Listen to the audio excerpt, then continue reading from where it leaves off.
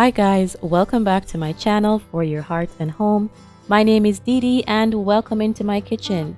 Today I'm doing a restock video making bagels, pancakes, freshly milled flour sandwich bread, and cinnamon swirl cake. It is our first week back to homeschool after the holidays, and I just want to make the transition as simple and easy for us.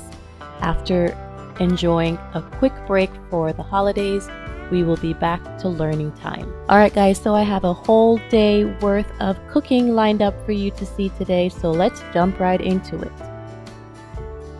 Here you see me getting ready to make our bagel dough in my bread machine. I use my bread machine every week to make a variety of treats, and bagels have been a new staple. The bagel recipe that I'm using will be linked in the description box below, but it's a very basic bread machine recipe that I use for lots of different things. So as you see, I'm just following along with the recipe. This recipe calls for dry milk, but we really do not work with milk, and so I eliminate that ingredient and my bagels turn out just fine. If you would like to include dry milk in your recipe, feel free to do so. It's just something that I have never used and have never included, and we've always end up with a very great bread product. So my bread machine will take about an hour and a half to work with the dough and get the dough ready for making bagels. So I'm going to get that started before I work on anything else.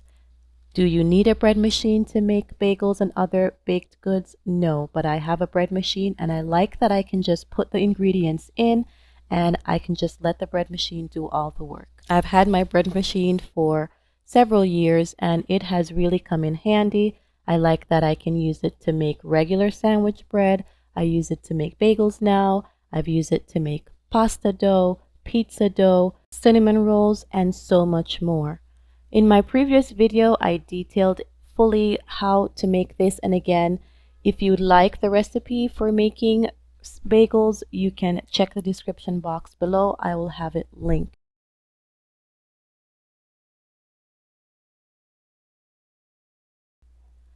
So now that all my ingredients are in my bread pan, I will move it to the bread machine to let it do its thing. Next, I'm getting ready to make the pancake batter. And to be honest, I was going to make pancakes today as well as waffles. But you guys, my waffle maker did not want to cooperate today. I recently got a waffle maker that is cast iron and that works on the stove. And I was excited to try this, but I'm not sure. I might have to reseason my cast iron, but it did not want to cooperate today. So you will see me making two different batters, one for pancakes and one for waffles. Thankfully, the recipes are similar enough where I just decided to go all out and make all pancakes because my waffle iron, like I said, was not working. So if you guys have any tips on using this cast iron waffle maker on the stove to make waffles, I will gladly listen. Again, this was my first time using it, and I might have to reseason my pan to get it to work, but it didn't work for me today. I want to love it, but I can't say I love it just yet. So you're going to see me putting the ingredients together to make my pancake batter. If you're interested in the recipe for the waffles or the pancakes, I will have them listed in the description box below.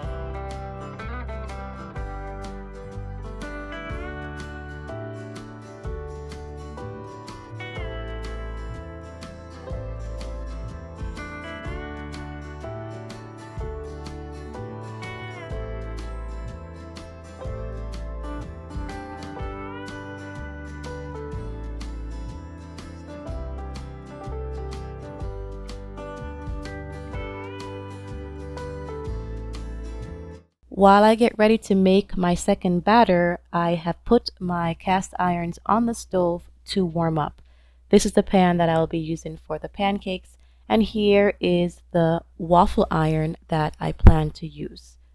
Again, it was my first time. Maybe I didn't season my pan well enough, or I just had some kind of user error, but it didn't work out for me today. It was an epic fail. So once I realized that my waffle pan was not going to work as well as I would like it to, I just decided to turn my waffle mix into pancake mix and made pancakes instead. Alright guys, so I'm going to spare you the drama of what I had to go through with this cast iron waffle pan, but it was not pretty.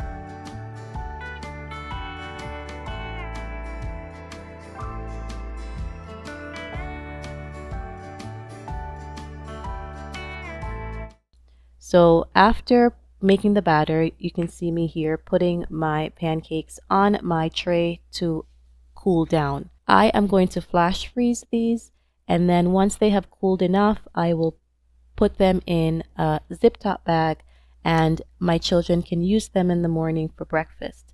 They can scramble a few eggs and they can reheat these pancakes in the oven. They will fluff right up, and it will make breakfast time simpler and easier and quicker for us in the morning before we transition to learning time. So thanks to my waffle iron not working out, I'm going to end up with 2 trays of pancakes, which will be plenty enough for us for the week. So as mentioned before, I have 3 children. My children are 13, 9, and 7, and they're fairly independent in the kitchen. So I do my best to prep these items ahead of time so that they can help themselves more independently in the kitchen. So like I said, in the morning, part of their morning routine is to wake up, get themselves cleaned up, and then head to the kitchen. And we usually have eggs on hand, some kind of jam option. There's usually cheese, peanut butter, and when I make things like pancakes, they just have to decide what they want on their own, put something together for themselves. Like I said, I like to do this kind of bulk cooking. It makes it so much easier in the morning. My children can still have a hearty, delicious breakfast with much less time. And I find that these reheat very easily in the oven. So as a family, we have chosen to make some maybe radical in other people's minds decisions. And one of them is that we eliminated our microwave years ago. It has to be more than 5 years at this point. So in my previous video, I shared that one of the reasons why we got a bread machine 13 plus years ago was because my husband and I wanted to do a full body detox even before having children. We made drastic cuts to the different types of foods we ate. We were eating more organic and making natural choices. And so when we got to the issue of a microwave, we realized that it wasn't a necessary tool to have in our kitchen. And so we got rid of our microwave years ago and have not seen a need to replace it. So when it comes to reheating foods, we use the oven or the stovetop, and it has worked out fine for us, and I don't see any need to going back to a microwave. So these are all done, and I will put them in the freezer ready for my kids to use. So now that I am done with the pancakes, my bread machine has gone off and my bagel dough is ready. So I'm going to take my bagel dough out of my bread machine and put it here on my tray. Usually when I'm doing bulk cooking, I like to have my bread machine going all the time, and I was going to get started with my sandwich loaves, but then I realized that there wasn't much flour left in my bowl for the day. If you remember from my last video, I'm using store-bought flour, and this is leftover from holiday baking. We have been using freshly milled flour for a few months now, and my family really like it. It took some getting used to the flavor and figuring out how to use freshly milled flour, how to adjust recipes, but we bought store-bought flour over the holidays because we were gifting things to family and friends, and we wanted to make sure that the consistency they were accustomed to was what they received. So I bought store-bought flour for holiday baking. So I'm utilizing what we have left over from the holidays. As you can see in my bowl, what I portioned out today is not enough to make my sandwich loaves for the week. So I'm going to mill some flour very quickly to add to what's in my bowl so I can make my sandwich loaves. Now, if you are new to freshly milled flour is tricky to use. I would suggest doing some research before diving into it. There are lots of machines on the market that you can use to mill your flour, and there is a wide variety of wheat berries, which is what it's called, that you can buy to make fresh flour. So you have to be aware of the nutrients you're going to get from the various wheat berries, and you're going to have to be aware of how many wheat berries to mill each time you're going to be creating something new. For me, I bought an entry-level mill because I wasn't sure if this is something that my family would take to, if we would get used to it, if we would like the transition from store-bought flour. So I bought an entry-level mill, and it has worked fantastically for us. Now, if you are part of any freshly milled flour groups on social media, usually you will be recommended to purchase the higher end machines. Again, I always suggest to everyone to buy the machine that is within your budget and the machine that will provide you with the service you're looking for. Again, I didn't want to make a big commitment to something I wasn't sure was going to work. I'm really happy with this machine, and it has worked beautifully for us in the last few months. I will link in the description box the machine that I'm using right now. It's called a grinder, not a mill, but for us it works great. It produces powdery flour, and I love it. So I'm going to mill some hard white wheat as well as some hard red wheat, and I'm going to mix that with the remainder of the store-bought flour that I have in my bowl. Now, milling flour in this grinder that I have takes about 2 minutes. As you can see, I didn't fill my hopper all the way to the top. I put about maybe 3 cups of wheat berries in my hopper, and then I'm going to clamp my hopper closed and plug it in, of course, and then I'm going to turn my machine on for approximately 1 minute.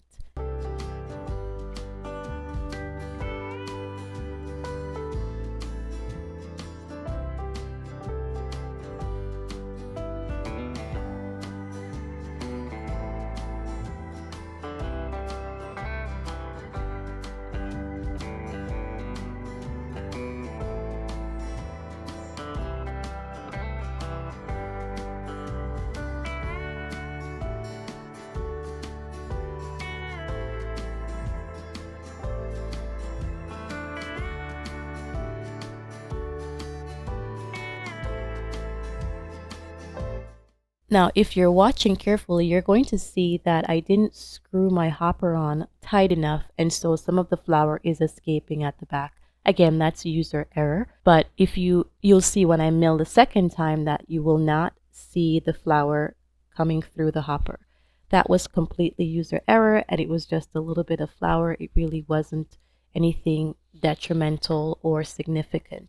So I'm going to mill my berries for approximately 1 minute. After 1 minute, I will open my hopper and check to see if the flour is at the consistency that I would like. One thing I will say about this grinder is that it's loud.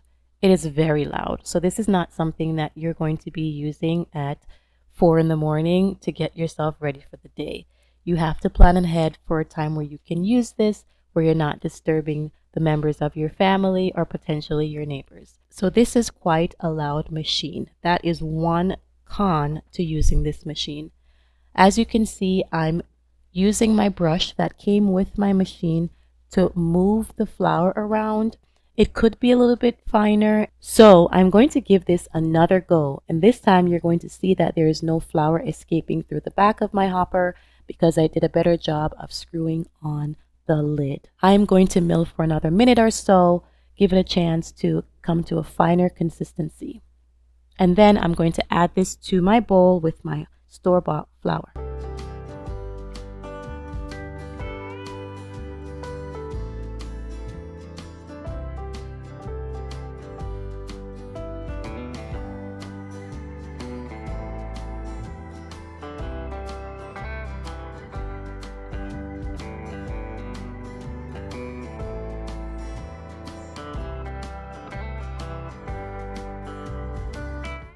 I love this machine. It's very simple to use. It's very efficient and it works great for our family of 5.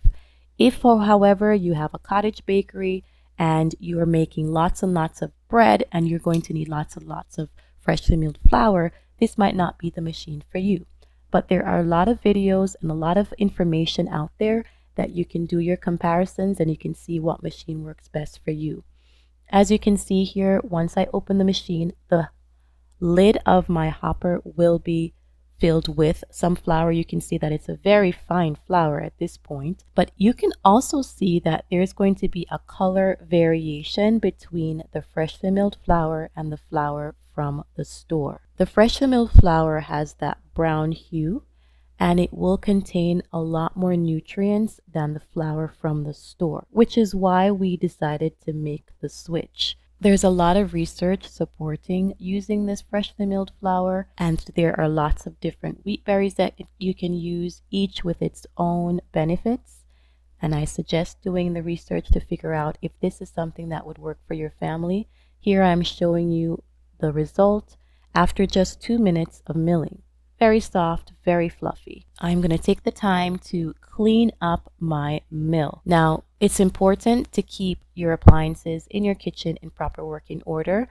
And I find if I put off cleaning up the machine, then I forget about it. And the next time I go to use it, it might not be in the condition that I want it. So I take an extra 5 minutes or so in my day to just clean it up immediately after use so that I can put it back and it is going to be better than it was when I started. So I took many months doing the research trying to figure out if freshly milled flour would work for our family. It's easier to just go to the store and to pick up the flour that's already there. Many of us don't have the time, the resources, the energy, the know-how to do freshly milled flour. So why was I taking on this challenge? Well, if I feel like if I'm going to spend the time making these foods for my family, if I can make it healthier or more nutritious, then I would go the extra mile and I would do that. In our case, again, I was able to find a machine that works well for us, was within budget. I didn't have to spend a lot to invest in this, and it was an easy transition for us. And if later on I find that we need something bigger because I'm baking more and I need more flour per time, then I will upgrade to a different machine. But for now, this machine works great for us.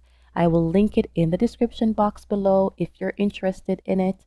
And I will also link some other machines as well if you are familiar with freshly milled flour, if you're familiar with the different kinds of mills that are on the market, I will link those for you and you can do your research to see what works. So now that I have my flour, I'm going to get my bread machine going again so that it can work for another hour and a half, making our sandwich loaves for the week. If you remember from my previous videos, I make bagels every week. I also make 2 loaves of sandwich bread because some people in the family like bagels, some people like sandwich loaves. I am mixing my freshly milled flour in with the flour that was already in my bowls to get an even consistency before adding it to my bread machine. And you're just going to see me following my basic sandwich bread recipe that will be linked to the description box below for basic sandwich bread. As I stated before, working with freshly milled flour takes time, it takes patience, and you're not going to just be able to pick up a recipe and have it work out the same way it would with all-purpose flour from the store. So after doing some additional research, I found that adding vital wheat gluten to my mix helps with the formation of the dough I'm expecting. So I will follow this recipe as it states in the description box, but I will also be adding some vital wheat gluten to the mix to help, because with freshly milled flour, it's not going to have the same gluten content as all-purpose flour from the store. And so this additional gluten that I will be adding helps with the formation of the dough that we will traditionally expect to see. So here it is, vital wheat gluten. I will put a link in the description box to the actual vital wheat gluten brand that I'm using. This is the first time I bought vital wheat gluten and I have not replaced it yet. I have no other experience with any other brands. I bought this in bulk and this has worked well for us, so we're going to stick with this brand. But I will link it in the description box if you're interested in learning more about freshly milled flour and the varieties of wheat that are available, as well as to the vital wheat gluten that I'm using here. So now that my bread machine is going with the sandwich loaves, I will turn my attention back to my bagel dough that came out of the bread machine not so long ago. In my previous video, I showed in depth how I made bagels. If you're interested in that, I will link that below. But I essentially took that and I divided it into 8 parts. And now I'm going to take each part and I'm going to shape it into a flattened ball. I'm going to do that and then I'm going to give the dough some time to rest. Once the dough has rested, I will form it into the bagel shape that is traditionally seen. So as I am shaping my bagels on my stove, I will have a pot of water boiling. The water is boiling because we have to do a water boil for making bagels. To that water, you can add baking soda, honey, or sugar. I will have the recipe linked down below and you can decide what works best for you. I have always used baking soda in my water, and so that is what works for us, and that is what I will continue to do. When you put the bagel in the boiling water, you're going to keep it in the water for approximately 1 minute, 30 seconds per side.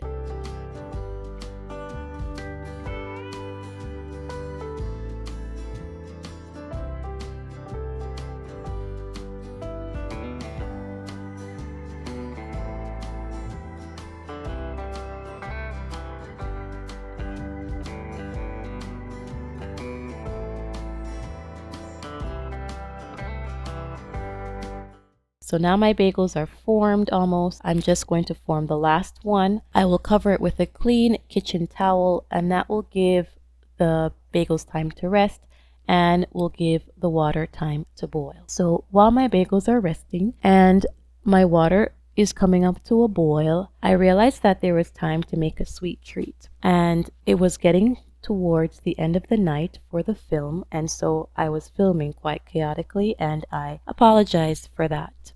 The recipe for cinnamon swirl cake will be in the description box if you are interested in making this. This is something we make when we want that cinnamon swirl or that cinnamon roll flavor, but I really don't have the time to make the cinnamon rolls. So this is a quick and easy way to get that flavor and just to throw something together. I love this recipe because it's very simple. It's flour, sugar, eggs, baking powder, salt. Very, very simple vanilla cake-like recipe. And then you're going to make a cinnamon and brown sugar mix that you will marble into your cake once you've incorporated all the ingredients. Again, the ingredients list, the recipe will be linked in the description box below so that you can follow along. And this is not freshly milled flour that I'm using to make this cinnamon swirl cake. This again is from the leftover holiday baking flour. I just pulled some out and decided to make a quick sweet treat.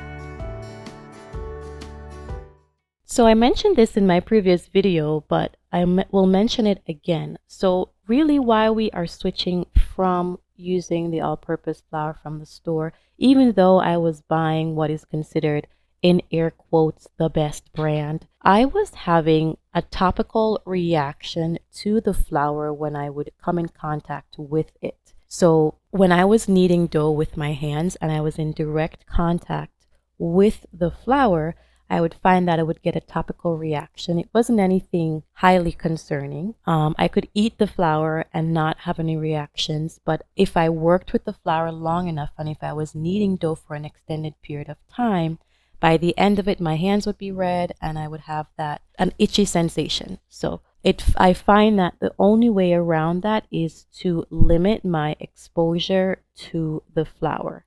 I have been using freshly milled flour and have not had any of that topical reaction since using it, and so that was a health benefit for us, and so that is why we will continue using it as soon as we are finished with this flour from the store. So I've just made my vanilla cake mix base, and now I'm going to make the cinnamon and brown sugar mix.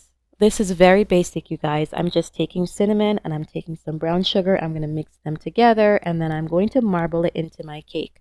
I've also done this with baking cocoa and it worked out perfectly well.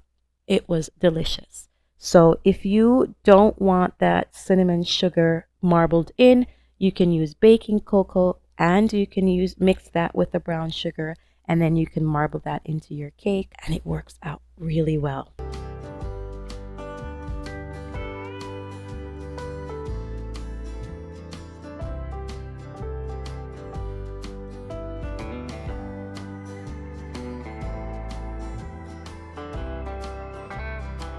All right, so now I'm going to get my pan ready, and you know me, guys, you have to put a generous layer of butter on your pans if you're expecting your food to slide right out of these pans. You're also welcome to use parchment paper if that works for you. I'm trying to cut down on my use of parchment paper. I have eliminated the use of plastic wrap, and I would like to cut down the use of parchment paper as well in this new year. So I'm putting a generous layer of butter on my pan before I add my cake batter in. So we're going to empty the cake batter into the pan. Make sure to sweep the sides of your bowl to get all the batter out of the bowl and into your pan.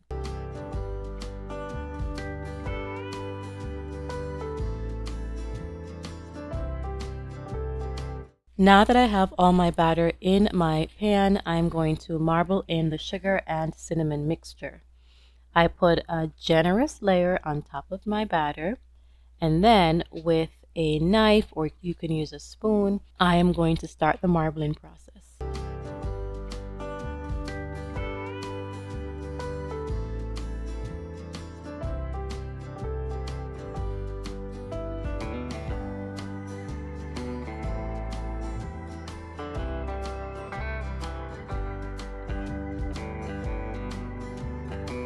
You want the batter and the sugar cinnamon mixture to come together, but you don't want it to completely dissolve into the cake batter. You want to be able to see the difference between the two. So when I feel like this has been incorporated enough, I will put this in my preheated oven. And again, the instructions, the ingredients will be listed in the description box below if you'd like to follow along. Now that the cinnamon swirl cake is in the oven, I can finish up my bagels. The water on the stove is boiling, and now I'm going to just use my fingers to pinch the middle and complete the bagel shape. With a slotted spoon, I'm going to gently put the bagel into my water bath.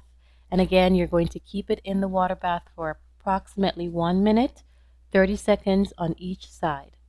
You can put baking soda, honey, or sugar in the water to get that pretzel-like coating on the outside of your bagel. I have always used baking soda, and I will continue to use baking soda because I like it. The longer you keep it in your water bath, the crustier your bagel cover is going to be.